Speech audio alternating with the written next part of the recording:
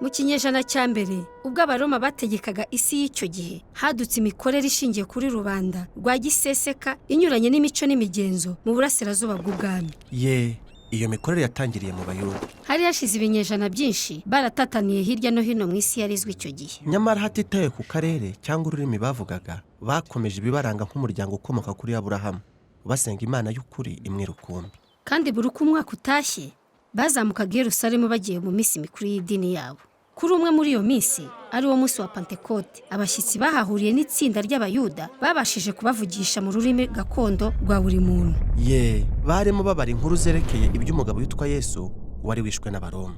Bavugaga ko yazutse mu bapfuye kandi ko noneho yashizwe hejuru ngo abe umwami nyakuri wa Isirayeli ndetse n'isi yose. Kandi uyu Yesu ahamagarira abantu kwibuka indangagaciro ze z'imbaraga zubise isi n'imibereho, aribyo byitwa ubwami bw'Imana. Maze ibihumbi by'Abayuda biyemeza kuguma i Yerusalemu kugira ngo bayoboke iyo mikorere n'imibereho. Iyo mikorere igwiza abantu n'imbaraga ndetse yishimirwa na rubanda. Ariko siko byari biri ku bayobozi b'urusengero i Yerusalemu. Barebaga iyo mikorere uko yakabaye nk'idini y'inzaduka mbi, ndetse banica umwe mu bayobozi bayo witwaga Sitefano. I Yerusalemu ntihaba hakiri ahantu batekaniye, bityo abayoboke benshi bahungira hanze kure y'umujyi hitwa i Yudaya. Kandi ushobora gutekereza ko iryo ari ryo herezo ry'iyo nkuru. Nyamara mu by'ukuri byarangiye ibyo byago bihindutse imbarutso yo gukwirakwira k'ubutumwa bwiza hanze ya Yerusalemu. Aha niho igice cya kabiri cy'igitabo cy'ibyakozwe n'intumwa gitangirira. Abatatanye mu bayoboke bisanze ahantu habatunguye nk'i Samariya, aho abanzi babo ba kera batuye. Nuko rero Luka anatwereka uburyo ingeri z'abantu batatekerezwaga ko bamuyoboka batangiye gukurikira Yesu,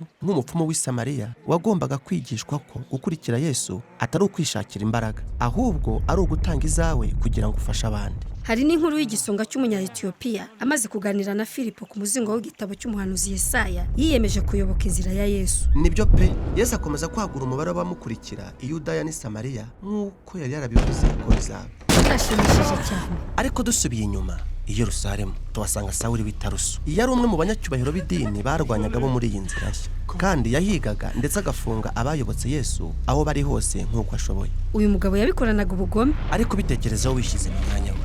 Mu bihe bya kera Isirayeli yari yarahindukiriye izindi mana ndetse n'abahanuzi b'ibinyoma, byateje ibyago. Yibwiraga ko ari ukurengera Isirayeli n'icyubahiro cy'Imana, arembura abo bantu. Maze Sawuli yumvise ko abo muri iyi nzira bagiye mu majyaruguru i Damasiko, ahera ko ajyayo gushakisha no guta mu nzu y'imbohe benshi muri abo bayoboke. Nuko akigenda Sawuli atungurwa no guhura na Yesu wazutse ubwe. Yesu abaza Sawuli impamvu amurenganya. Hanyuma Yesu atuma Sawuli uwo ngo noneho amubere intumwa mu Bisirayeli no mu mahanga. Nuko Sawuli agwa mu kantu abura icyo avuga. Yaje kugera i Damasiko, ariko ubwo yamamazaga inkuru nziza ya Yesu yahoze arwanya. Nta muntu n'umwe wibwiraga ko ibi byashoboka. Cyane rwose.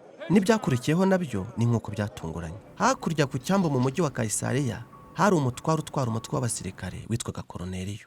Kandi yarahagarariye buri kintu Abayuda bangaga cyerekeye ubukoroni bw'Abaroma. Marayika aramubonekera maze amubwira guhamagara umugabo witwa Petero. Nuko Petero aje asanga Koruneliyo hamwe n'inshuti ze ndetse n'umuryango we bose bateraniye mu rugo rwa Koruneliyo.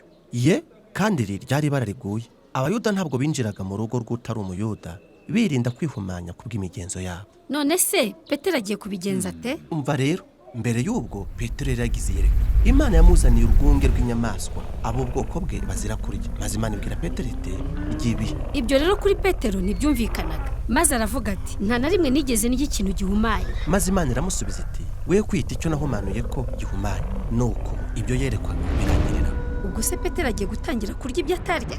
Oya, ni Umwisirayeli kandi yabayeho ubuzima bwe bwose yubahiriza amategeko yabo n'imigenzo mu by'imirire. Iyerekwa ryamuteguriraga uyu mwanya wo kuzaba ahagaze hagati y'abatari Abisirayeli bahumanye. Maze amenya ko Imana iri guhamya ko aba bantu nabo bagize urubyaro rwa Aburahamu.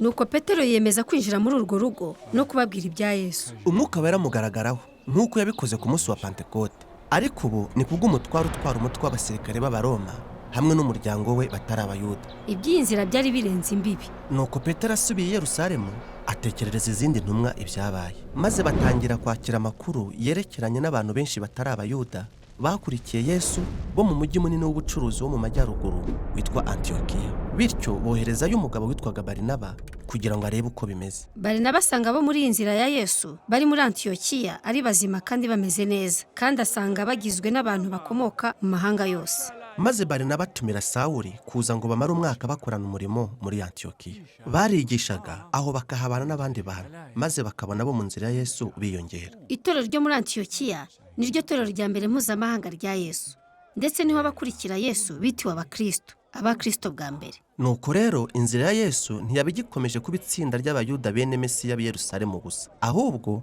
bahinduka uruvange rw'abakurikira Yesu bakomoka mu moko yose ari hirya no hino ku isi. Ukwizera kwabo kwari kumwe, kwari gushingiye ku nkuru nziza yerekeye Yesu wabambwe akaba umwami w'amahanga yose. Ariko ubwo butumwa ndetse n'imibereho mishya yabo ntibyumvwaga na benshi, ndetse ko umwenegihugu w'Umuroma uturanye nabo usanzwe byari bihangayikishije. Ingaruka z'amakimbirane yakurikiyeho nicyo gikurikiyeho tuzasuzuma, nk'uko iby'iyi nzira byakomeje gukwira isi, cyangwa nk'uko Yesu yabyivugiye ati kugeza ku mperuka y'isi.